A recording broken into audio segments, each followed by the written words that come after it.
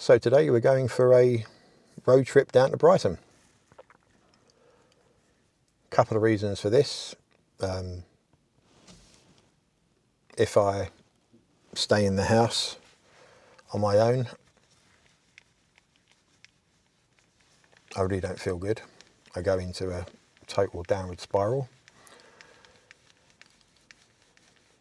It's not easy to be in what's supposed to be your family home without your family. Another reason for today is in the hope of healing and to tell a story. 3 years ago we took a family road trip to Brighton, and that was the last day that I can remember that I felt normal, that there wasn't this condition hanging over me. Since January that year, I was experiencing some abdominal pain, low back pain and testicular pain. Spoke to my doctor and they were concerned for testicular cancer, so I went through screening for that, thankfully got the all clear. We were still going through investigations to find out why I was experiencing these pains. I had requested to be referred to rheumatology because I was getting some inflammatory style joint pain. My doctor declined that referral at the time. In April, end of March, April, we got a new car. Got an electric car, thought we'd give that a go. Turned out quite well, nice little car. From the first time I drove the car, I started to experience some low back pain. I figured I just didn't get on with the seats. I thought maybe there's not a lot of lumbar support. I figured I'd get used to it. First time I drove the car for a longer journey, I was driving from where we used to live in Isleworth to South Bank in London, where I was working that weekend or that Saturday. It was quite uncomfortable, not necessarily painful, but very uncomfortable.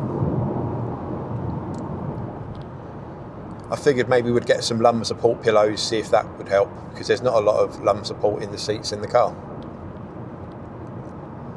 That lunchtime, as I was walking to get something to eat, I experienced a very sudden, sharp pain in my lower back. It was bad enough that I had to stop and take a few deep breaths to try to calm it down.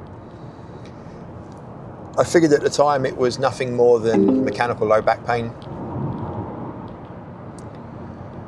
I thought I'd walk it off. I wasn't overly worried. I've had back pain in the past, everybody has.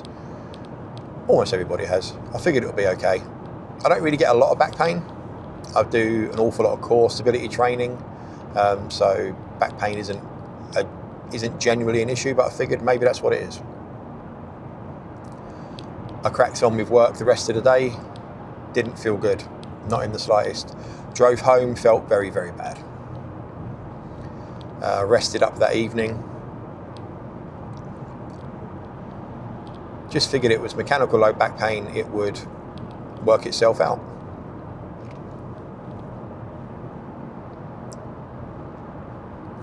The next day we was due to go out on a road trip with the girls, but we cancelled that because my back was not feeling good at all.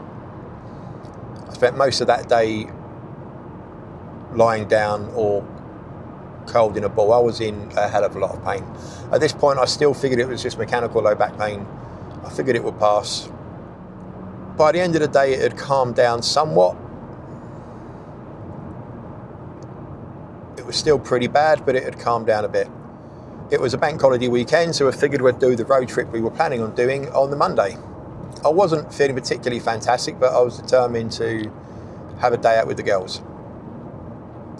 We had ordered some lumbar support pillows from Amazon. They arrived on the Saturday, so I figured I'd give them a go, see if that helped.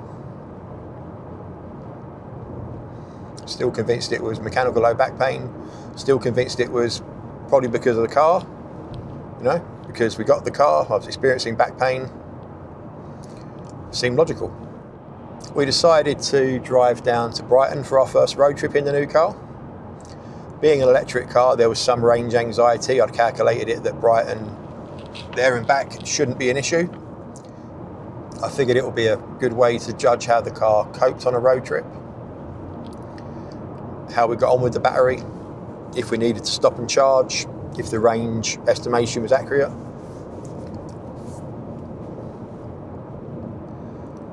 Set up the lumbar support pillows, see if they make a difference. They really didn't. The drive there was, again, uncomfortable, not painful, but very uncomfortable. We walked around Brighton town, went to the beach, had some lunch, had some ice cream. It was a really nice day, but I wasn't in a good way the whole time. I was in quite a lot of pain. We ended up going home much earlier than we thought because of the pain I was in. I was determined I'd be fine. I didn't want to ruin a day out with the girls. But my partner insisted we go home, which was probably the right call. The journey home was very uncomfortable.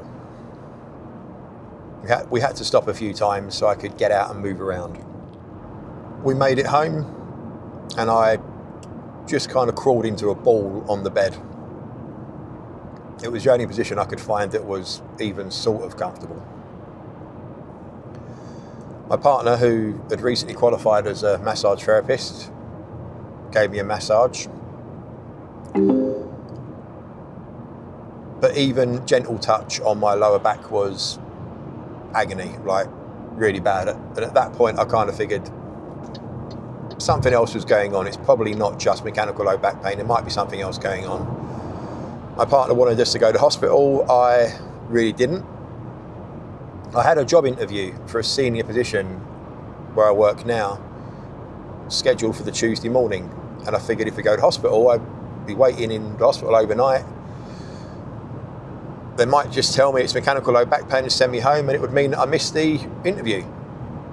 So I thought what I'd do, I'd get through the night, make it to the interview, and then if need be, go to hospital that evening.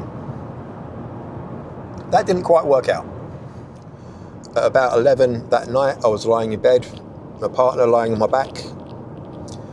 I was getting quite a bit of abdominal pain, quite a lot of low back pain. And I then noticed a fluttering sensation in my abdomen, just under my sternum.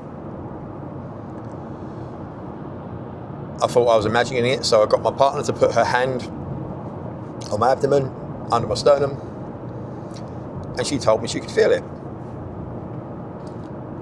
Now, being somewhat medically trained, I recognise that this could be a sign of an aortic aneurysm, which is pretty serious, to be honest. So we went to hospital. We got to West Middlesex Hospital in about 5 minutes. We lived just around the corner.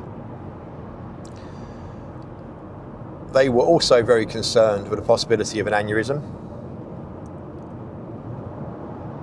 Everything fit aneurysm very well.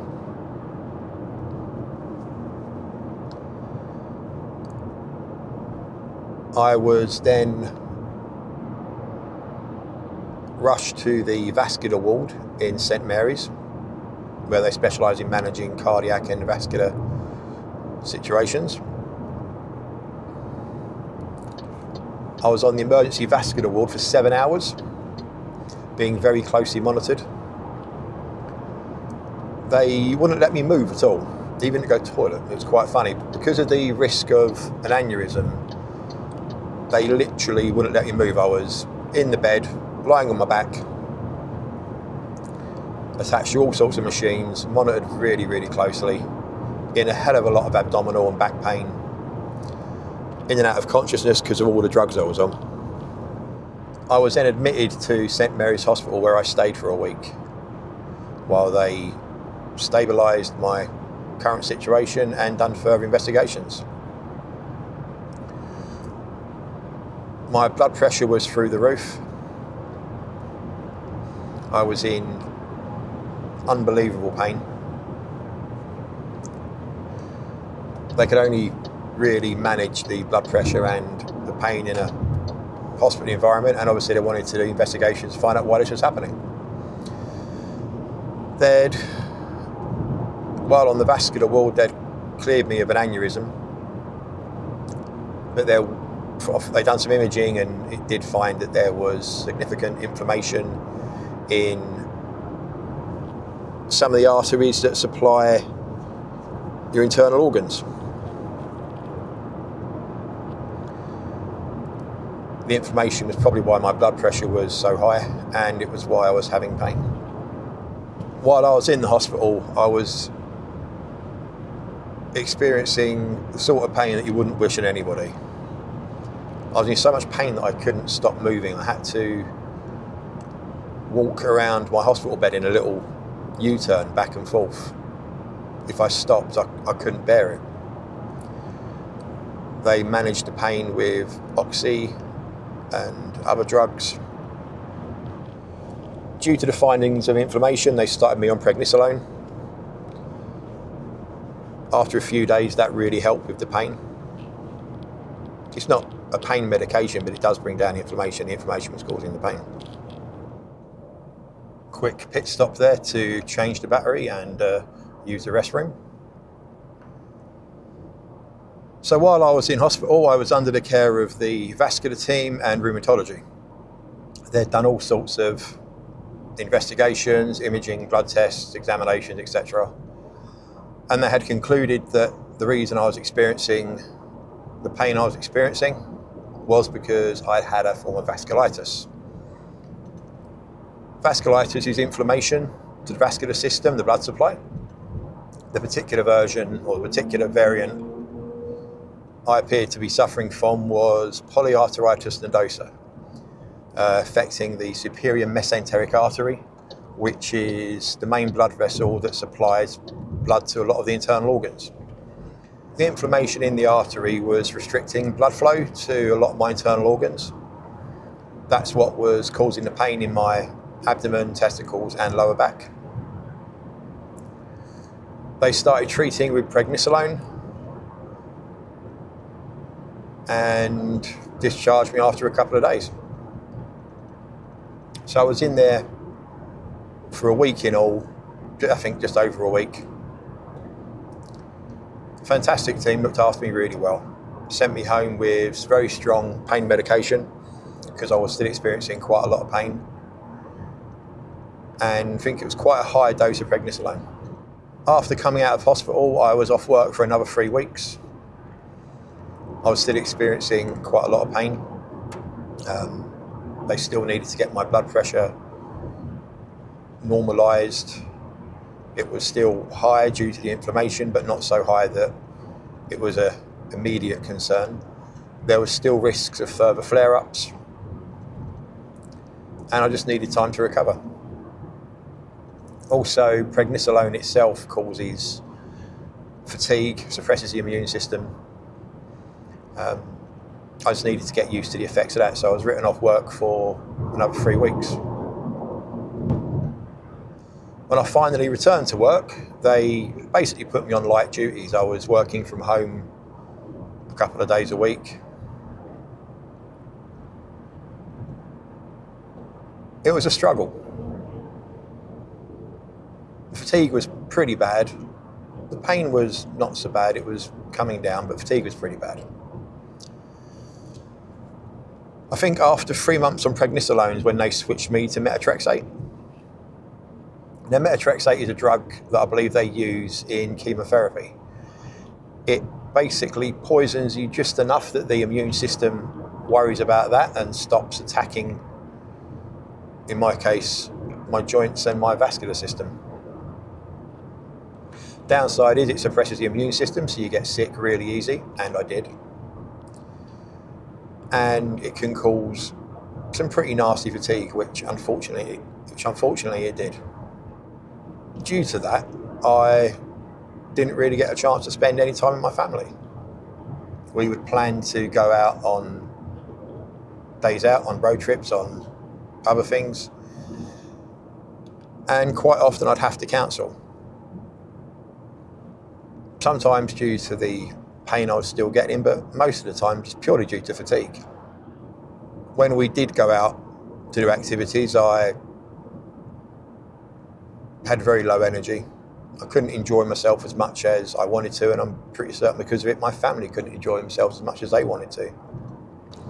It really sucked the life out of me, and I do feel that's a large part in what happened with my family. We couldn't really be a family. After a while, we pretty much stopped trying to schedule things. I think the only time we scheduled things is special occasions, birthdays and whatnot. And I recall my last birthday, we went out for the day, had a great day at a castle. I love castles. And by the end of it, I was just so fatigued that we ended up going home, and I think we ordered in dinner. Did we order dinner? I think we ordered in dinner. We were supposed to be going out that evening for dinner, but I just couldn't. I didn't have it in me. And that put a lot of strain on the relationship.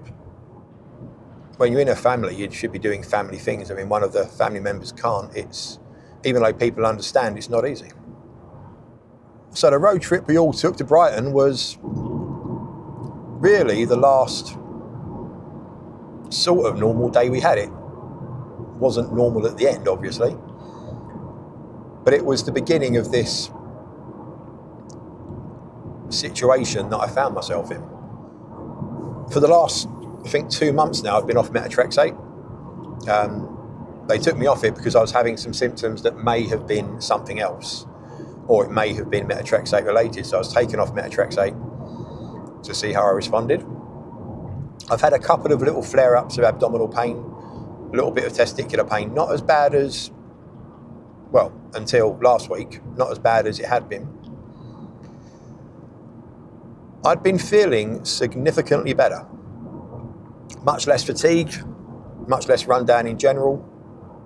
My partner and I, now ex-partner, we'd started doing things again, going out for drives on the weekend, just going shopping. I'd not been able to go out for a shopping trip in nearly 3 years due to how I was feeling. So I went for a shopping trip, bought some stuff for her birthday. I'm actually feeling a lot more, I was feeling a lot more like myself again. And I thought because I was feeling more like myself again, we could start going out for family activities again, road trips, days out, holidays, sort of things that we should have been doing for the last 3 years, but we've not been able to. So as we know, unfortunately, the family is no longer in the picture.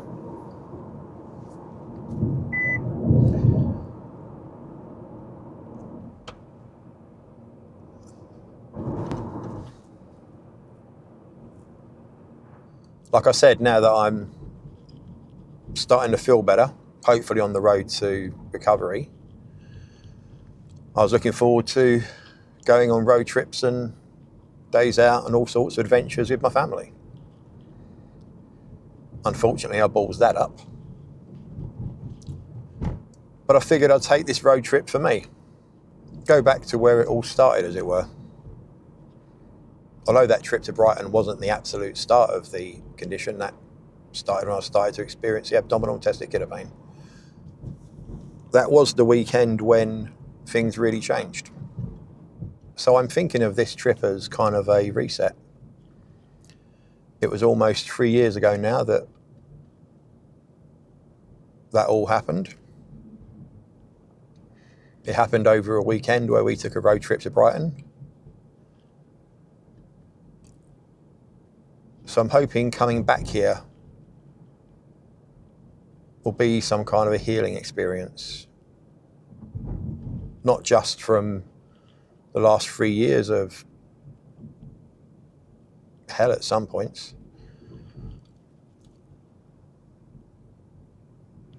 but with what's happened recently as well. So I've made it to Brighton. Just got to find somewhere to park now.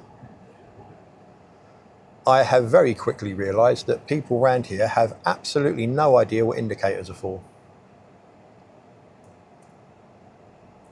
People drive like absolute word that I cannot use on the interweb.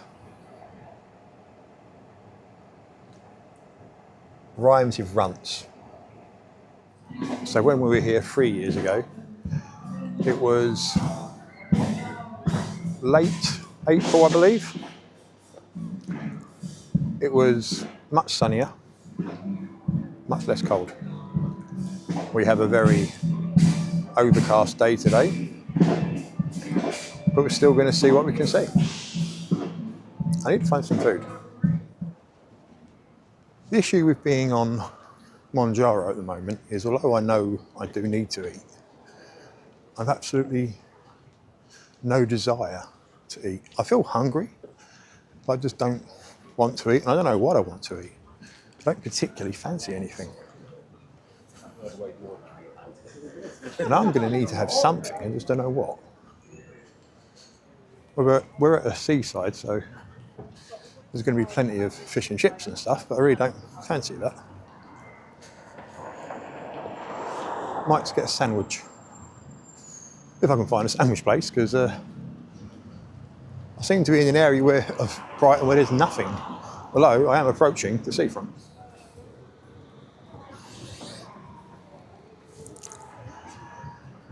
Very overcast day today.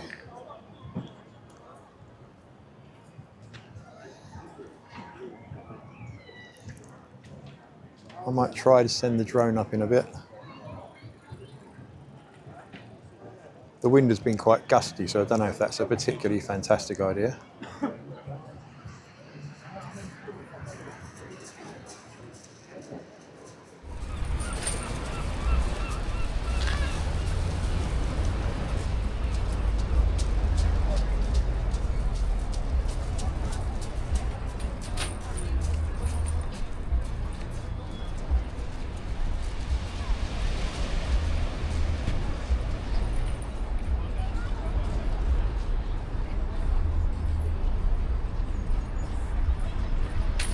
You can normally see a fair way out from here.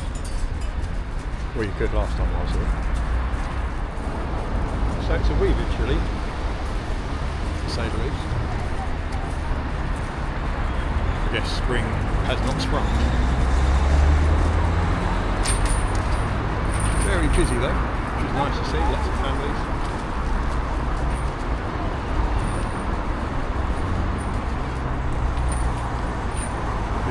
I didn't see the pleasure beach in the back there, that's open, the rides are going. I'm a bit old for that. Could have run across the road, grab some chips, and then take a wander around the shops. So after probably the worst portion of chips I've ever had in my life, we're going to head home. Feeling rather fatigued, although fatigue is much less of an issue than it has been previously, it's still an issue.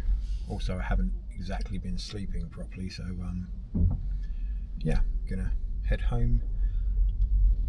We're gonna see if we spot anything interesting on the way home. I might take the non-motorway route to see if I can find slide left onto Marlborough Place, then turn left onto Grand Parade. Thank you. See if I can see anywhere nice to have a decent bite to eat, or yeah, we'll see. So here's where electric vehicle range anxiety kicks in. We have a journey home of about 100 kilometres, and we have a range in theory of about 130. That can change on the motorway up or down depending on how much acceleration and braking you're doing. So we're going to try to stick at a consistent speed, more or less. It can also change of having to have on things like the heating, which you're going to have on because it's a little bit chilly and getting a bit foggy in here. Currently on 35%. If we get down to 20, we're going to have to find somewhere to charge.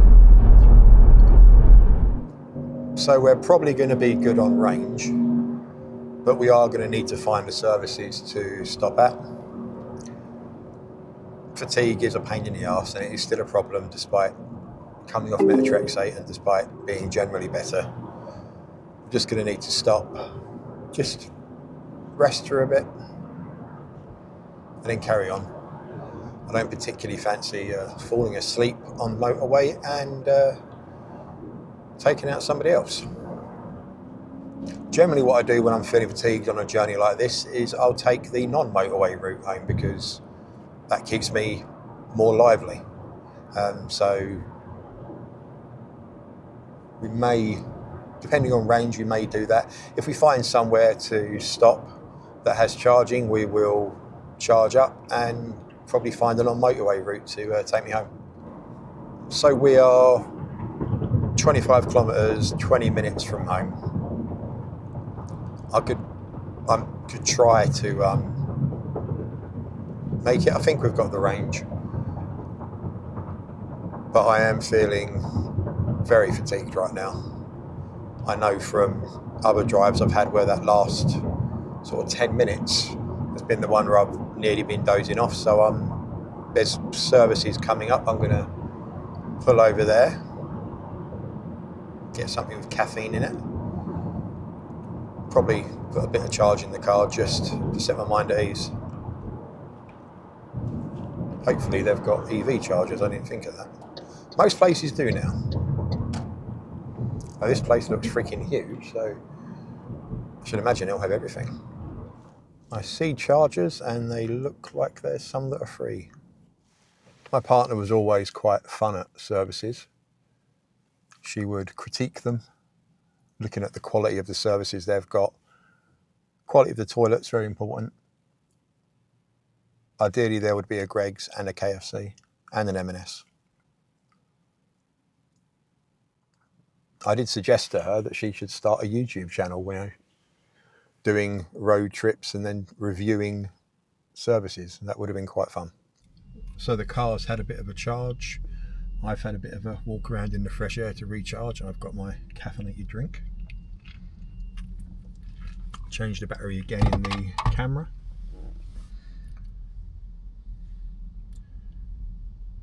A 23-minute journey home motorway, 40-minute journey home non-motorway.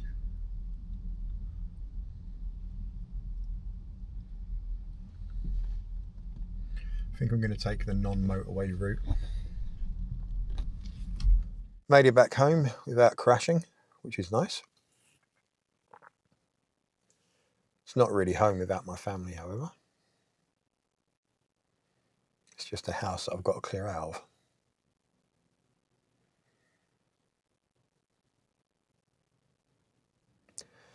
This really sucks.